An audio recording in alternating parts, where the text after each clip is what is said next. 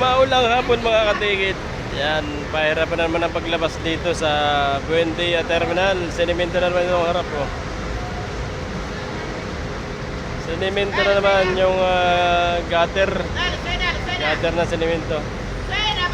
Ang paglabas dito ay patras. Kaya mula naman ang pila dito. Lucena, Lipa, Batangas, yung Lemery nasa gitna.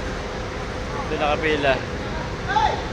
So itong tatlong nakabilang ito ay patras ang labas para maka alis na dito sa terminal, maka labas dito sa terminal. Kaya atras muna ng mga driver na katulad yan, kaya atras yun. Lucena.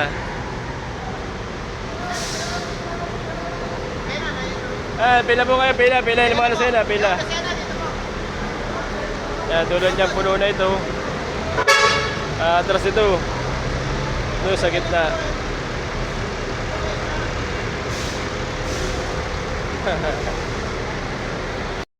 Ayan, atras ito sa gitna. Ayan yung mga pasero ng Lemery nasa gilid.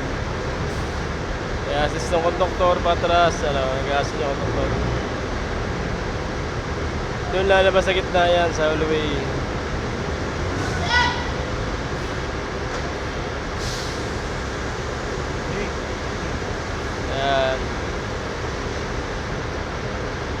Itong Lipa at saka yung Batangas. Ganun din ang gagawin ng mga driver patras.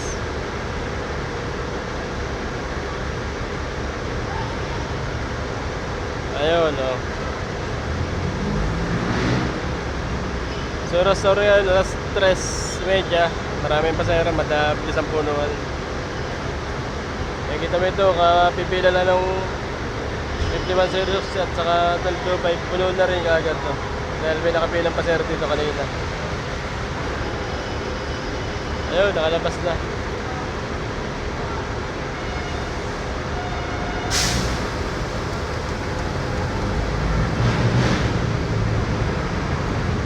So, kasunod na kami sa pila, mag-iipon ako ng pasahero. Mag-iipon na ng pasahero. Yan, ito ginawa. Kanina, binuhusan. Sa mga ilang araw ang tatagal yan, papatuyuin pa yan. Tulad yan, kailangan nakabalagbag lang yung barada ng Lucena para makatras kagad.